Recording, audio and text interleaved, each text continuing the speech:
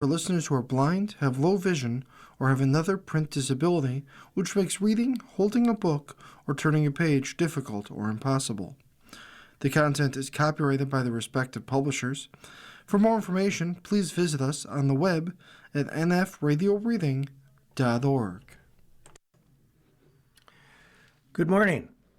This is George Collins, and for the next hour I'll be reading from the January 17th - January 23rd, 2026 issue of the Buffalo Criterion on the Niagara Frontier radio reading service.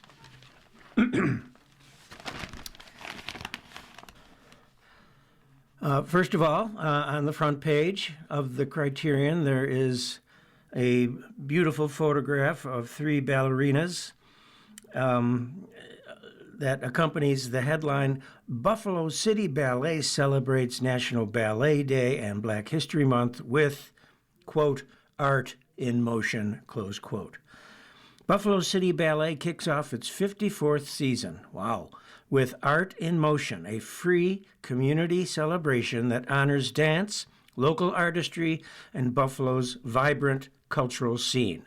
The event takes place Friday, make a note of this now, get a pencil, Friday, February 7th, from 7 p.m. to 8:30 p.m. at the Buffalo City Ballet Studio Theater, located at 307 Leroy Avenue, Buffalo, New York, 14214. Guests will experience a night of movement, creativity, and connection, highlighting the beauty of ballet and the incredible talent of local visual artists. Executive Director Marvin Askew says that, quote, Art in Motion celebrates the artistry of dance and the creativity that thrives in our community. We invite everyone, said Mr. Askew, to join us for an evening of inspiration, performance, and celebration. Admission is free. Wow, you can't beat that. Donations are encouraged. You can reserve tickets on Eventbrite, Art in Motion, or at the door while seats last. Buffalo City Ballet was founded in 1972.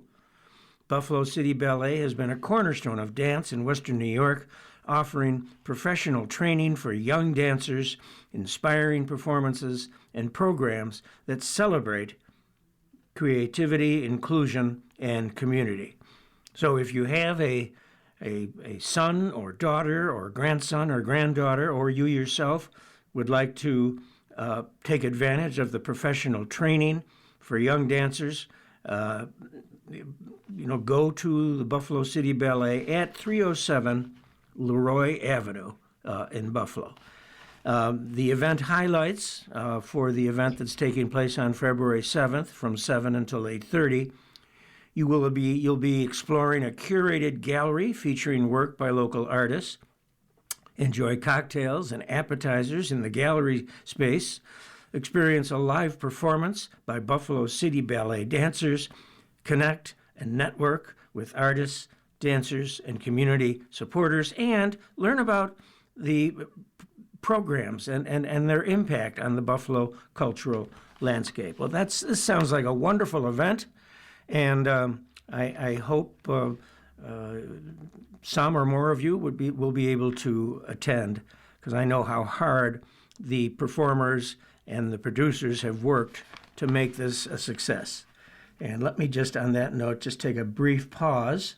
Okay, we're back. And here's a story about the Bills and the playoffs, which the article's a little dated, so I think I'll skip that. Kind of a sad story, but nonetheless. On Sunday, January 18th, let me back up. Martin Luther King Day, of course, was earlier this week on Monday. Celebration and award ceremony to be held at Kleinhans Music Hall. So I don't know if any of you were able to get to the event. U.S. Congressman James Clyburn, who is a very effective, longtime voice of sanity in the House of Representatives. He will be the keynote. He was the keynote speaker. The event was sponsored by the Concerned Citizen following the DREAM Committee and coordinated by Ms. Bessie Patterson. The theme of the event this year is Love, Justice, Unity Prevails. The event is free and open to the public. There will be a meet and greet at 3 p.m., or there was apparently on Monday. Mr. Clyburn's keynote address was at 4:30. He's worked in the congressional sector for over 30 years and is the current representative for South Carolina's 6th Congressional District. He's been effective in his legislative leadership and an unwavering voice for civil rights. He was born during the Jim Crow era in Sumter, South Carolina. He graduated from South Carolina State University and founded the Student Nonviolent Coordinating Committee, parentheses, SNCC, close parentheses. He's been awarded he's been awarded honorary degrees from 40 colleges and universities. He was given the Presidential Medal of Freedom in 2024 by President Biden, which is the United States' highest civilian honor. This event will also award 14 individuals with the Dr. Martin Luther King Award. Very impressive.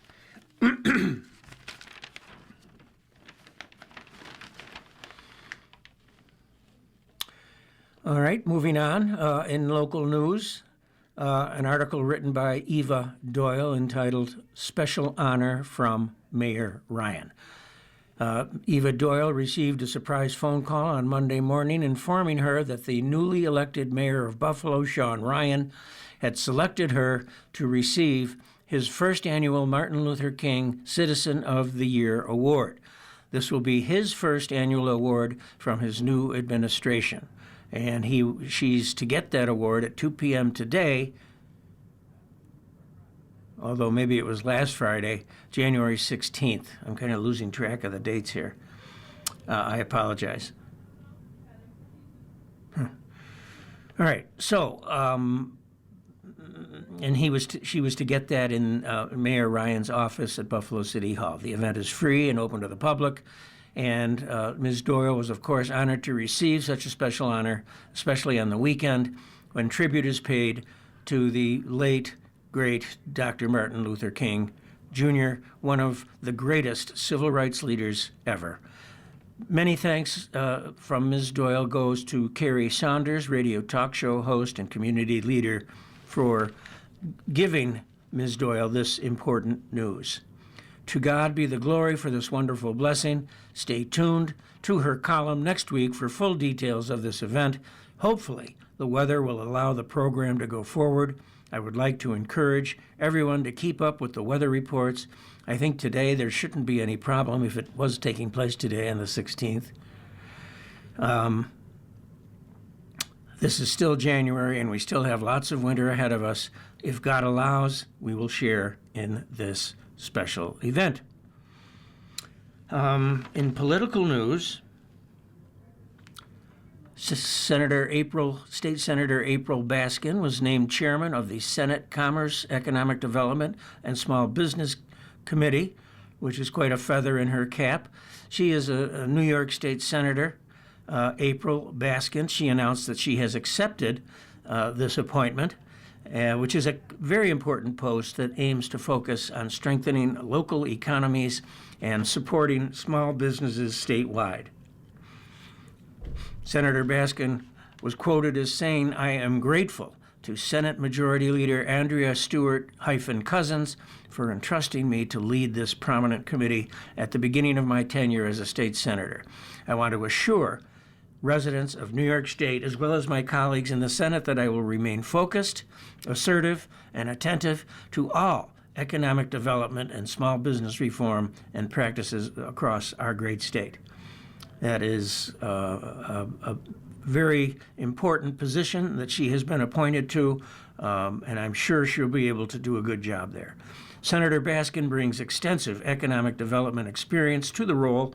Prior to joining the New York State Senate, She served for 6 years as chairman of the Erie County Legislature, where she played a leading role in major initiatives, including the creation of Renaissance Commerce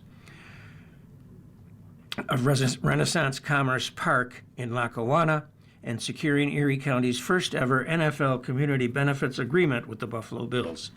She also served for 6 years on the Erie County Industrial Development Agency, where she supported the effort to create an economic inclusion tax credit that provided an enhanced incentive for projects and companies that created I'm sorry, I don't know what these initials stand. MWBE,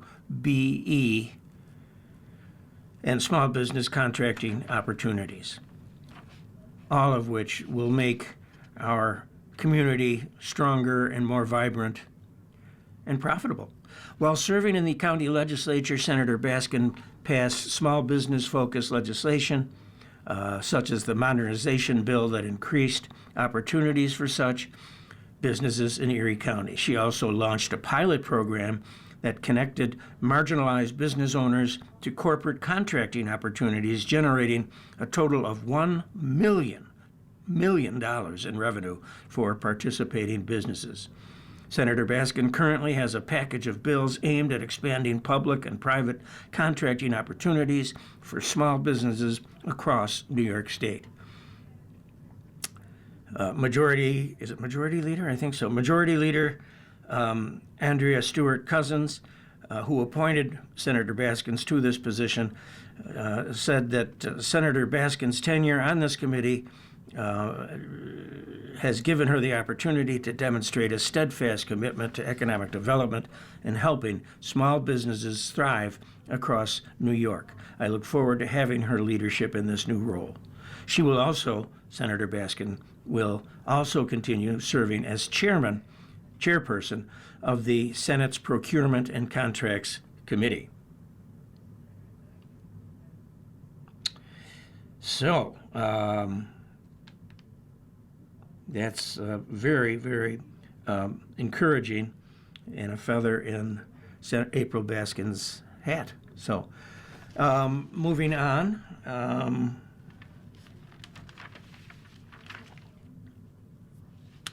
We have an article here, a headline, Study Highlights Link Between Hostile Racism and Suicide Risk in Young Black Men. Hostile racism, such as overt, aggressive, and demeaning racial encounters, is significantly associated with increased suicidality in young black adult men. But not all experiences with racism examined in a new study affected suicide risk in the same way, according to the University of Buffalo School of Social Work faculty member who was part of the research team. The study revealed that hostile racism was associated with a 15% increase in suicide ideation and a 13% increase in suicide attempts, while exposure to aversive-hostile racism, which is often more covert and marked by exclusion and hostility in institutional settings, was associated with a 10% decrease in the likelihood of experiencing suicidal ideation. Well, interesting. In medical news, Roswell Park's intensive care unit received an award for excellence from the American Association of Critical Care Nurses, honoring the Roswell Park nursing team. This is the second consecutive year that this unit,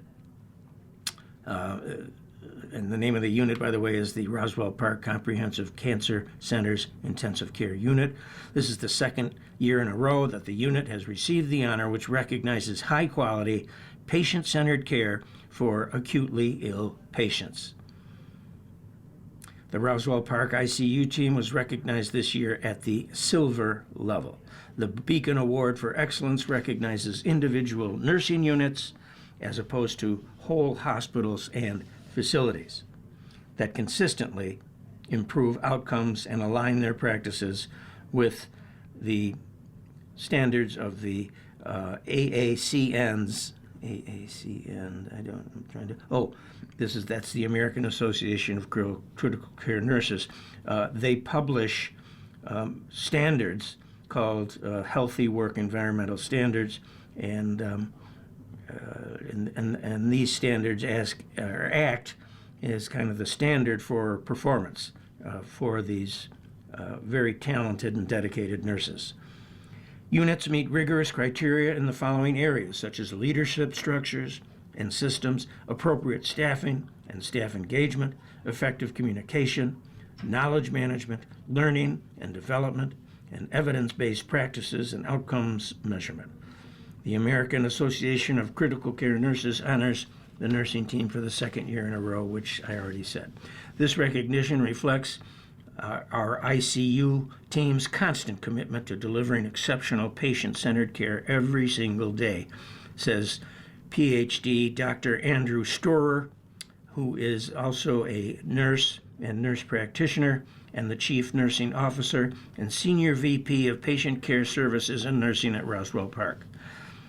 He said that earning the Beacon Award for Excellence for the second year in a row and advancing from bronze to silver underscores our commitment to continuous improvement and the highest standards of patient-centered care. Every decision we make in the intensive care unit starts with the patient, says Megan Shimura, who is a nurse and a CMS RN and Executive Director of Patient Care Services at Roswell. This award is a reflection of our team's dedication to creating an environment where patients and their families feel supported, safe, and cared for at every step of their journey.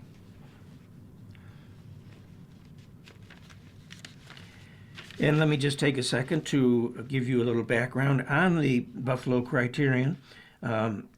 It is located at 625 William Street in the city of Buffalo. The editor is Francis Merriweather. Any communications or letters to the editor, please send to the Buffalo Criterion. Their editorial phone number is 882-9570. That's 882-9570. And if you want to submit something to be published by the Buffalo Criterion, try to get it to them by Monday, 5 p.m. for publication of that week. Okay. And let me just pause for a second to remind you that you are listening to a reading of articles and features from the Buffalo Criterion on the Niagara Frontier Radio Reading Service. And let me just take a second to wet my whistle.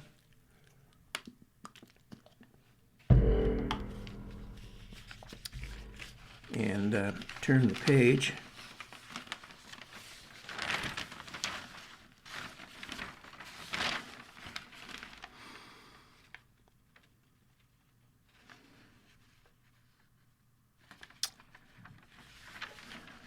Okay, this next article is written by a very prominent, productive woman by the name of Betty Jean Grant. The headline is Ms. Agnes Bain and the African American Cultural Center. Ms. Grant starts her piece with a very sad sentence. She says, "My heart is broken right now. I don't want to believe what I'm hearing about the African American Cultural Center, but unfortunately, I believe all is not well with the AACC because government officials such as County Executive Poloncarz and Comptroller Kevin Hardwick are in positions to separate gossip from facts. Those two elected officials and the Republican Minority Caucus are calling for either a county or state audit and the involvement of the New York State Attorney General or a criminal investigation.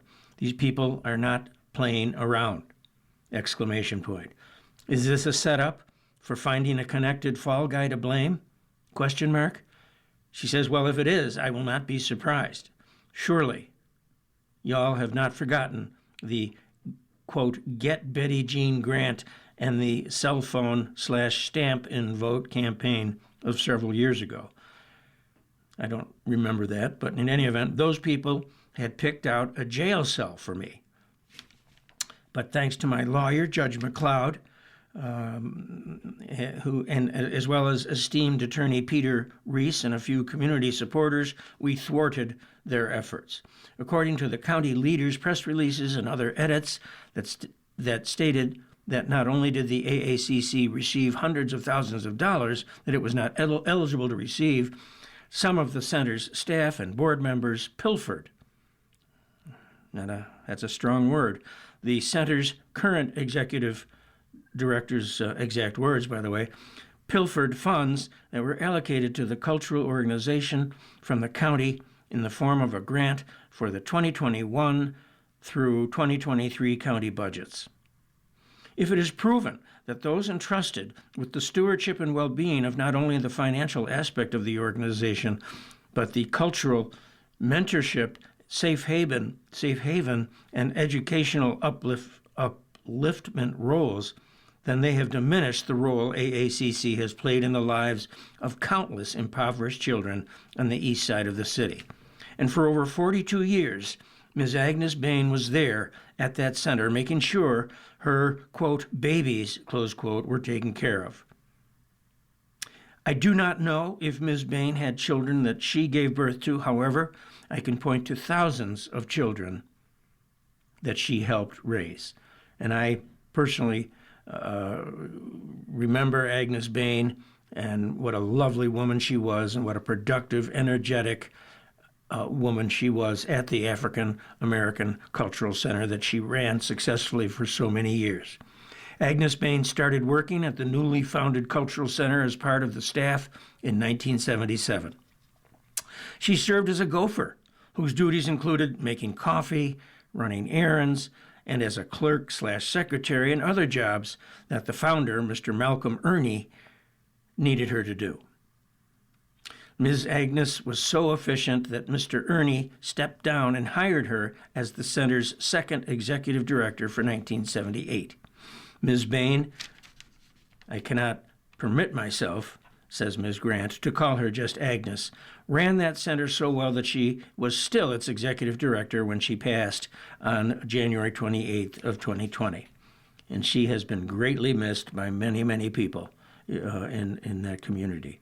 Under her leadership and firm hands, the AACC developed into one of the finest cultural centers in Buffalo, which is very, very true.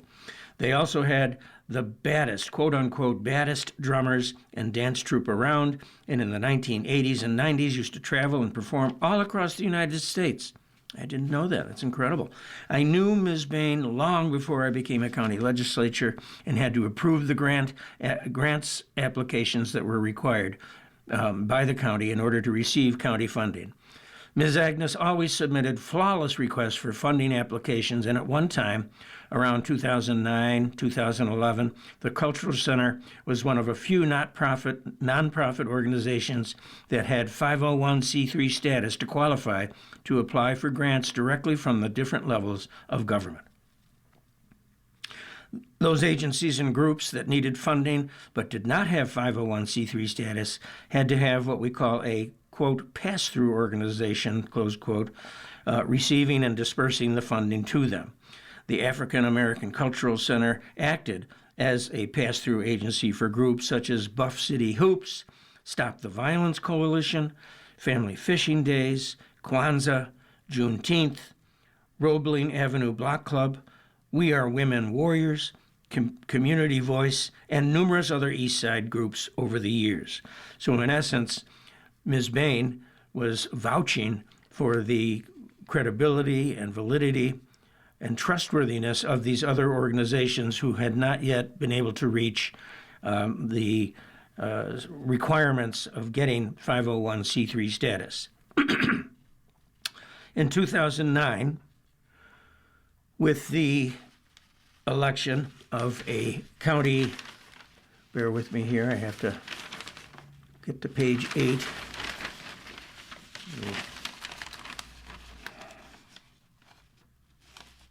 Here. With the support of County Executive at the time, Chris Collins. Oh, wait a minute now, I don't want to misread this. Oh boy. Bear with me. Okay, in 2009, with the election of a county executive, Chris Collins, who did not support the idea of nonprofit organizations on Buffalo's east side receiving a dime of county monies, but the reputation of Ms. Bain and the financial stability of the AACC made it easier for then legislators Miller Williams and Betty Jean Grant to lobby our fellow Democrat and Republican legislators to include the AACC and the east side of Buffalo in the county's budget. Not surprised at all with Chris Collins not supporting the idea of nonprofit organizations on Buffalo's east side getting any money from the county. He was eventually convicted and put in jail for stock fraud, but of course was pardoned by Trump. So, but bad paper, shall we say. So it is inconceivable for me, and remember now we are reading an article written by Betty Lou Grant, and she says it is inconceivable, it is conceivable for me to think, let alone believe, that a staff or board member of the Cultural Center would steal. Okay, so I think there's a typo here. It is inconceivable for me to think, let alone believe, that a staff or board member of the Cultural Center would steal from the children or put the center in an embarrassing or negative light. It is even harder to believe that the wrong amount of money was allocated to the Cultural Center without the knowledge and or support of the Erie County's Department of Environment and Planning and the full county legislative body, due to the fact that if the wrong amount was awarded to the center, the legislature is charged with making corrections or approving a revised budget. And apparently this was not done. When the county's administration sends a budget for the legislature to pass, any amendment or revisions that they make goes back to the administration to be approved. Ms. Grant says that she does not see how the overpayments were not caught by government officials. She said, I don't think the African American Cultural Center overpaid itself. That was done by the county. But if one penny was spent or pilfered by dishonest or untrustworthy individuals connected to the AACC, I say, shame on you. The forever Honorable Agnes Bain, a community heroine and surrogate mother of everything good, kind, loving, and supportive, does not deserve to have her legacy connected to or her name associated with the greed of those who profess to serve us but were too busy enriching themselves.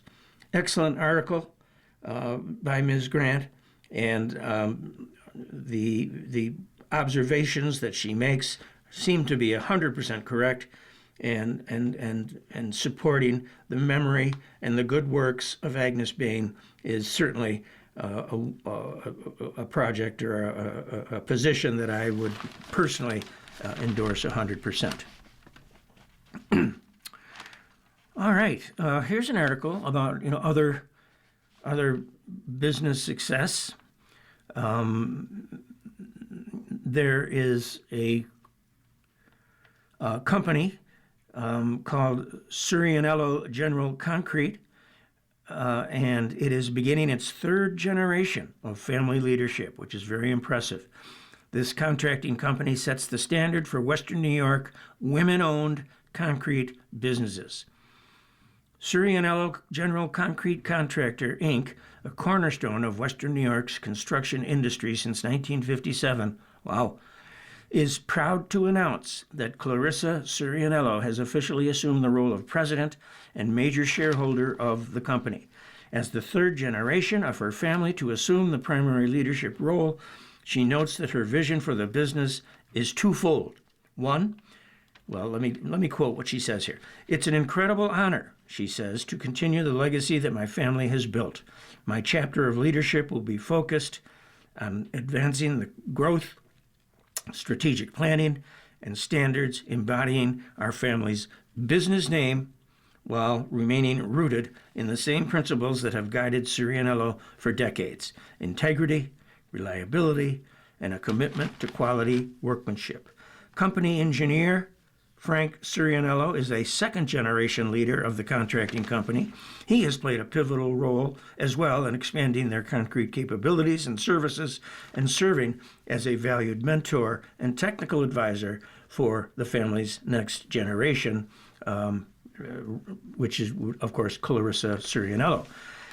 In acknowledging Clarissa's new role, he outlines her business and leadership skills. Quote, Clarissa brings both a deep respect for the company's history and a fresh approach to business. Having worked within the organization in various capacities, she's well positioned to guide Surianello Concrete into its next chapter with a focus on operational strength, community impact, and long-term growth, and remaining dedicated to its core focus of concrete infrastructure and public works projects across New York State. Clarissa is currently leading the transition into ownership and executive leadership at Surianello General Concrete Contractors. With a background in psychology and a Master of Business Administration, an MBA, she brings a strategic, people-focused approach to operations, financial management, and long-term planning. She is focused on building sustainable growth and strengthening company culture and committed to honoring the legacy of Surianello Concrete of precision, reliability, and the ability to handle complex public and private projects with a union workforce. Well, congratulations to Clarissa Surianello and best of luck to you.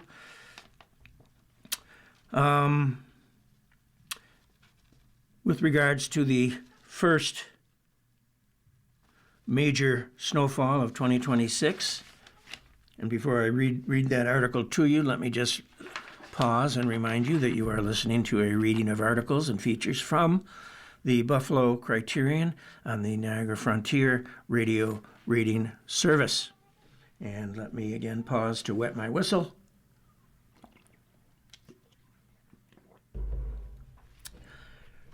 Mayor Sean Ryan recently praised the City of Buffalo's Department of Public Works for its coordinated and effective response to the first significant snowstorm of 2026 and cited preparation round-the-clock work by the Public Works crews and a renewed focus on delivering core city services that residents depend on. Mayor Ryan said that snowstorms are a basic test of whether city government is working, and Buffalo passed that test today. Under the leadership of Commissioner Nolan Skipper, our Department of Public Works team was prepared, responsive, and focused on keeping people safe. This is the kind of proactive and dependable service that the City of Buffalo strives to deliver to residents every day. City crews began pre-salting roads at approximately 3 p.m. on Wednesday and transitioned to full plowing operations later that evening as conditions got worse. Over 1,000 lane miles have been plowed in less than 24 hours. In the last 12 hours, the city has serviced more than 80% of Buffalo's streets with a combination of salting and plowing, and crews remain on pace to reach full citywide coverage within a 24-hour window by the end of the day. And that's something that Mayor Ryan had campaigned hard on and promised that he would improve and address, and he has so far lived up to that promise, and I hope he continues to do so. I'm sure he will. The New York State Department of Transportation also assisted Mayor Ryan with salting and plowing on select main roadways through the city's shared services agreement. Residents can track snow removal progress. I didn't know this. This is interesting. Residents can track snow removal progress citywide using the City of Buffalo's its interactive snow plowing status map, which shows which streets have been plowed within the last 6 or 12 or 24 hours. Footnote: snow removal data is transmitted from the Department of Public Works in real time. However, due to vendor limitations, information displayed on the map reflects a 90-minute delay. Okay, so if you do, call 311, ask how you can, access the interactive snow plowing status map. Just keep in mind that the information displayed on the map is not in real time, in the sense that, there's a 90-minute delay, I guess, in terms of when they publish the information. Good to know. The city follows a priority-based plowing strategy focused first on primary roads, followed by secondary roads, and then residential streets. Well, that makes sense. Timing may vary depending on street type, adjacent road conditions, and compliance with parking restrictions, which has always been a pain in the neck for the snowplow operators in terms of people not parking where they should be parking. In some cases, service may be delayed if operators determine a street cannot be accessed safely. Residents who need to report a street in need of plowing, oh, this is important. Let me repeat this. Residents who need to report a street, your own street perhaps, in need of plowing, or if there's a vehicle that's blocking access, they are encouraged to call 311 and use the Buffalo 311 mobile app or visit the 311 self-service portal online, which is not something I am familiar with. Okay, let's see here.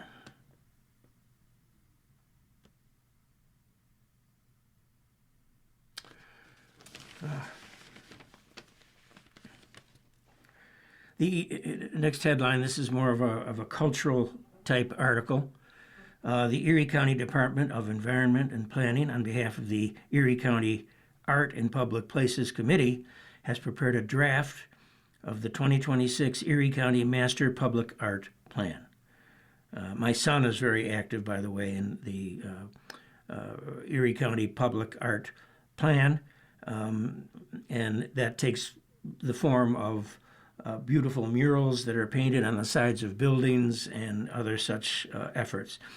The document, which is the 2026 Erie County Master Public Art Plan, the document outlines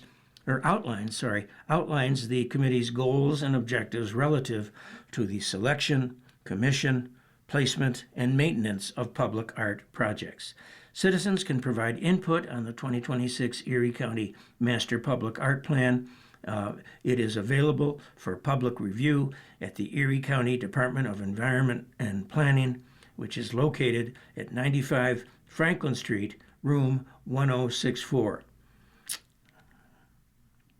So, if you have the time and the inclination and the interest, if you want to review the draft of the Master Public Art Plan, it is at the Rath Building, 95 Franklin Street, behind what used to be the Main Place Mall, sadly, and it's room 1064. Or you could ask the people down in the lobby where the Department of Environment and Planning is located, and they'll, I'm sure, tell you.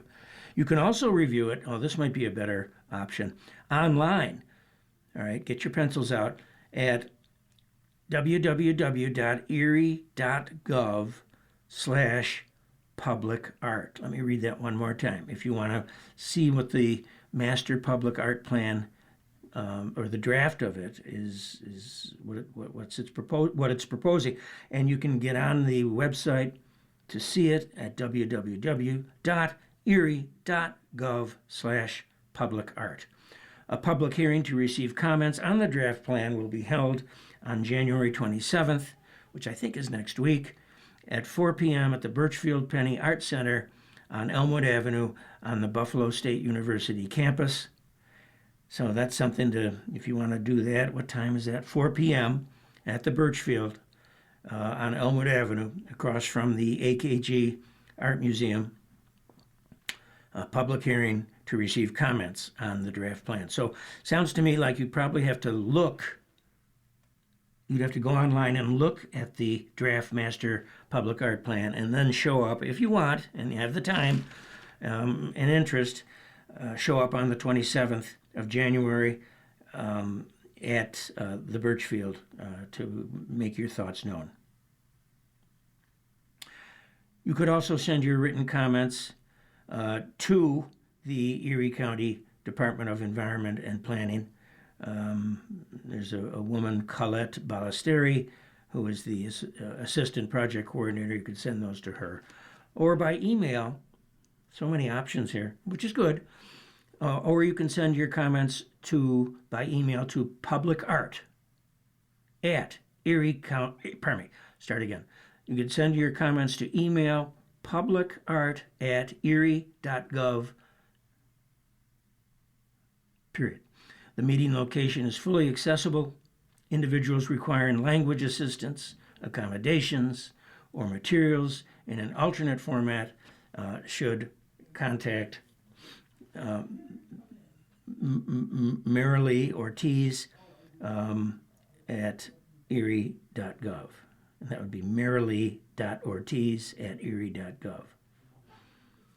En español, para asistencia en español, comuníquese con Marilee Ortiz. Okay.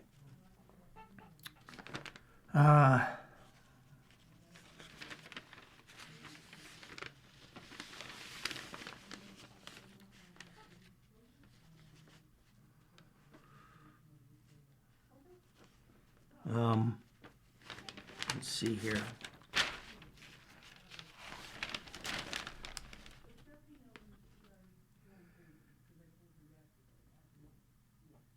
An article written by a young man named Christopher Etienne. I'll spell his last name. I'm sure I'm mispronouncing it. Etienne. Etienne. And the article is entitled "The Spirit of Society." He starts off saying the letter of the law should not outdistance the spirit of the law.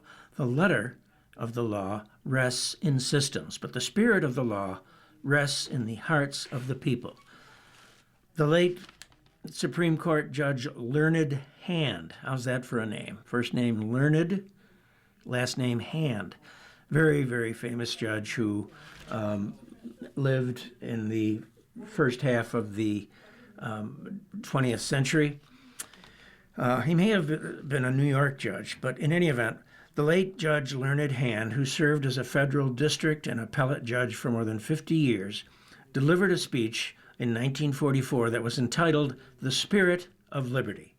And he famously argued, quote, this is Learned Hand speaking, "I often wonder whether we do not rest our hopes too much upon constitutions and laws and courts. These are false hopes. Believe me, these are false hopes. Liberty lies in the hearts of men and women. When it dies there, no constitution, no law, no court can even do much to help it. While it lies there, it needs no constitution, no law, no court to save it." And the author, Christopher Etienne, says how true that is. "Indeed," says Mr. Etienne, "it appears to me at this moment that some professional politicians' hearts are hardened toward the common democratic American principles of personal rights, economic rights, and political rights, to name a few. In our society, there are strong winds of propaganda and preconceived notions about people and places blowing and howling in the land of democracy to shift the thinking of the people towards hopelessness. There are storm clouds of slander in our politics, coming from what former U.S. President John Quincy Adams termed, quote, patriots by profession, close quote, by pretending, quote, extraordinary solicitude for the people, by flattering their prejudices, by ministering to their passions, and by humoring their transient and changeable opinions, close quote. To be clear, Mr. Etienne continues, our country does not need patriots by profession. Contrary to the false and foolish notions of pessimistic opinions, our country deserves patriots by morals, patriots by values, patriots by courage, and patriots by service. To paraphrase James Russell Lowell in an article he wrote called "The Present Crisis" in 1845, we enslave our children's children when we capitulate with mean-spiritedness. And make no mistake, it's obviously this is directed at the White House and Trump's followers and how much harm they are doing with their awful, non-productive policies that have been so divisive and hurt our country so seriously. The late Dr. Ralph J. Bunche, a U.S. diplomat and Nobel Peace Prize laureate, eloquently stated the importance of the cause for peace around the world in his 1950 speech entitled Human Relations and World Peace. Dr. Bunche argued, quote, "Man has made spectacular progress in science, transportation, communication, in the arts, and indeed in all things material. It is a matter, however, of colossal and tragic irony that man, in all of his genius, having learned to harness nature, to control relations among the elements, and to direct them as he sees fit, to split the atom, for example, even to the point where he now has the means readily at hand for his own complete self-destruction, not much of an accomplishment, yet man has never learned how to live with himself. He has not mastered the art of human relations." Are you listening to this, Trump? In the realm of human understanding, the peoples of the world, including ourselves, remain shockingly illiterate. This has always been, and today remains, man's greatest challenge: how to teach the people of the world the elemental lesson of the essential kinship of mankind and man's common interest. And this was, of course, from the speech that Dr. Bunche gave to the United Nations in 1950. Indeed, the national, state, and local levels of government have their different opinions about the purpose and best direction of our country, but the record of history is clear. We must learn to peacefully coexist when it is popular and unpopular, in season and out of season, to move our country forward. The U.S. is still an inspiration to countless multitudes who share our hope and faith in the principles of democracy. The endorsement of enlightened internationalism is the foundation of building global unity. But we have, thanks to Trump, moved so far away from this concept of enlightened internationalism, which essentially realizes that we're all on the same team, every country, and that a full tide lifts all boats. There is a certain antagonistic attitude by the cynics, critics, and capitulators toward those who lead with empathy. Trump has no empathy. Towards those who lead with empathy, critical thinking, and diplomacy to achieve goals. This administration, of course, does not do that. This tendency to accentuate a pessimistic view of the world rather than an optimistic view of the world, it appears to me that the antagonistic attitudes are pontificating that they love the status quo and will fight for it. I believe this is an attitude that lacks faith in our country's capacity to grow and has endorsed policies created to protect what our country has rather than add to our abundance. This attitude shall not be the standard. This mentality of being a parrot of another person's thinking, which is what the Republicans do for Trump, shall not be the standard. Have the courage, Republicans, to think for yourself. Indeed, no citizen is greater than another citizen. No one group of citizens is greater than another group of citizens. No one state or municipality is greater than our country's union. The privileges and rights of all American citizens are endowed by God and writ large in our Constitution. Quote, "We, the people of the United States, in order to form a more perfect union." And the writer here goes no further. He says there's no need to elaborate. As a result, the constitutional principles are the pillars of our democratic society, but unfortunately routinely ignored by Trump and his followers. To be clear, says Mr. Etienne, I am under no illusions about patriots by profession, and I do not underestimate their capacity to do evil. Hear, hear. However, I am confident that evil has an end date, with the historical hourglass that no mortal hand can turn around, and good is everlasting. But how good? But how is good everlasting? Because God is good. Heaven is his throne, and the earth is his footstool. As a result, watch the throne, not a troll. Indeed, quote, "We do not give up, we do not quit, we do not allow fear or division to break our spirit." One of the founding fathers, Alexander Hamilton, made an interesting point in his argument of the natural rights of mankind. Where am I here now? That was found in his second essay entitled, quote, "The Farmer Refuted," close quote, which came out in 1775, just as the American Revolution was beginning, in which he declared, quote, "The sacred rights of mankind are not to be rummaged for among old parchments or musty records. They are written, as with a sunbeam, in the whole volume of human nature by the hand of the divinity itself, and can never be erased or obscured by mortal power.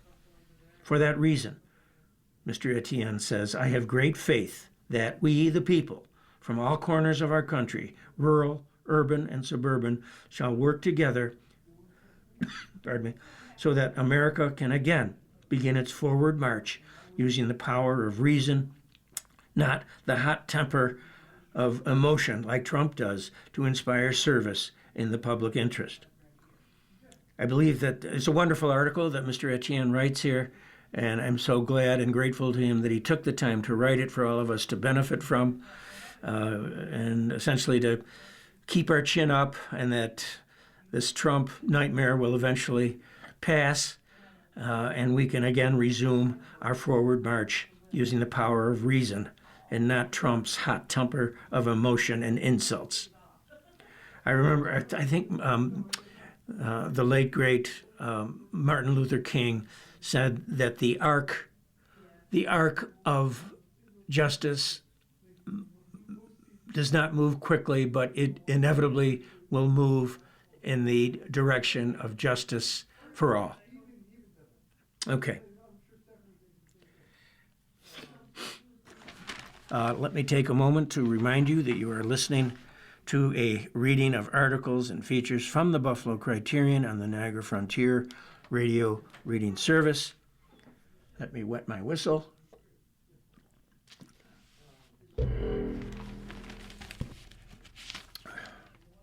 Very impressive article. Let's see here.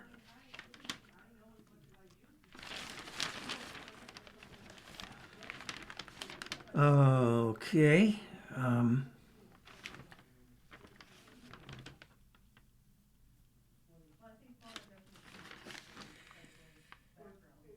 Here's an article about the Golden Globes, written by Gregory Brown.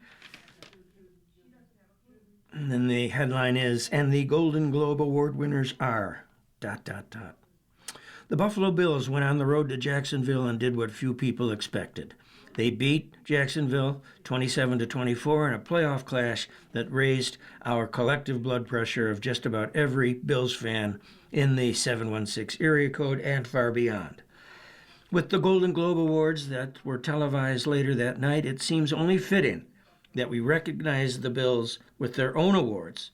In a victory that produced several Golden Globe winners, let's get the obvious one out of the way. Josh Allen is the first winner because he did what Josh Allen almost always does, that is, with his brilliance, his leadership, his confidence, but most of all, with his characteristic toughness. He willed the Bills to victory in a game that was fraught with drama and uncertainty. Let us recap. When Buffalo's run game, led by James Cook, which was deemed essential to a Bills victory, got throttled by the Jags' by the league best run defense, Josh shrugged it off and simply went to plan B, which saw him put the game on his broad shoulders. And that's when Josh completed 28 of 35 passes for 273 yards and a completion rate of 80%. Wow. His performance also included a 15-yard touchdown pass to tight end Dalton Kincaid to go along with two short touchdown runs of his own. All of that keyed another of Allen's patented fourth-quarter comebacks. To be sure, Josh gets the first Golden Globe because this victory would not have been possible without the heroics of number 17. However, that does not tell the full story of the star power that Buffalo demonstrated in this contest. Indeed, the second Golden Globe must go to veteran cornerback Tre'Davious White, who most observers, including this writer, had declared washed up in the earlier part of the season, He stepped up this time, however, big time. White appeared to have lost a step or two and no longer seemed capable of covering even the lamest of opposing wideouts, but somewhere along the line, White found a fountain of youth. Against Jacksonville, he was the shining star in the Bills' secondary. He stuck like glue to the Jags receivers. He had 3 pass breakups, none more critical than his deflection of a pass intended for Jags wide receiver Jacoby Myers. White's deflection led to the game-clinching interception by Cole Bishop, who has become an emerging star in the Buffalo secondary. White's pass breakup was key because even though the Jags had no timeouts with but a minute left on the clock, they only needed a field goal to tie the game and force overtime. The Jags' ace in the hole was their splendid place kicker, Cameron Little, whose field goal range starts at the Duval County line. And with Jacksonville starting at around their own 33-yard line following the Bills' kickoff, they only needed about 20 yards to get the ball into Little's field, to the place kicker's field goal range. Tre'Davious White, however, denied them that opportunity with his breakup and Bishop's resulting interception. The third Golden Globe goes to head coach Sean McDermott, who deserves credit for keeping Buffalo in the playoff picture when so many in Bills Nation had given up on them. Who can forget the humbling loss to Miami in Week 10, or the beatdown suffered against Houston in Week 12? Let's be honest, both those games had fans and pundits alike casting doubt on the Bills as legitimate playoff contenders. But after that, however, McDermott proceeded to do what he had done 2 seasons ago when he lifted the Bills out of another midseason slump that had seen their playoff hopes reduced to a mere, quote, mathematical possibility, close quote. Back then, McDermott's coaching kept the Bills' locker room together in body, mind, and spirit. McDermott did the same thing this year. He kept the Bills afloat by gradually improving their still suspect run defense and by not allowing his team to lose confidence when so many already had. Let's face it, this Buffalo team is no juggernaut. Besides their tissue-thin run defense, they also lack a next-level performer among their wideouts who don't really seem to scare anyone.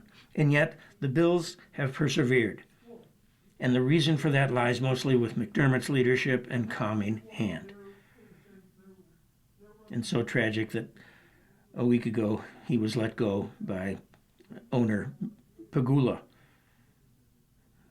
He will be sorely missed. Although I'm on record stating that the Bills are not a Super Bowl caliber team, the remaining AFC playoff teams are all flawed. As we move on to the divisional round of the playoffs against Denver, the race seems wide open. The Bills now seem to have as good a chance as any to make it to the big dance, even as road warriors. And we all know that, tragically, a terrible official's call kept us from recognizing that potential. So, on that not so cheerful note, my apologies on that, but nonetheless, reality is what reality is. You've been listening to a reading of articles and features from the most recent January 17-January 23rd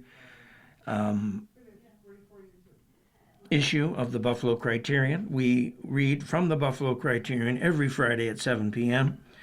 Your reader has been George Collins. Thank you so much for listening. Have a great day and stay warm. Thank you. Coming up next in the Niagara Frontier Radio Reading Service with the New York Times. Following that at 9 o'clock is Buffalo Spree. And at 10 o'clock with episode number 4 of Proving Ground by Michael Connolly. Stay with us for these readings and more. Radio Reading mails out a large print program schedule to our listeners every other month. If you have not received a Niagara Frontier Radio Reading Service large print program schedule in the mail, please call us at 716-821-5555. We will make sure that you receive one every other month. A Braille version of the schedule is also available upon request. Our number again is 716-821-5555.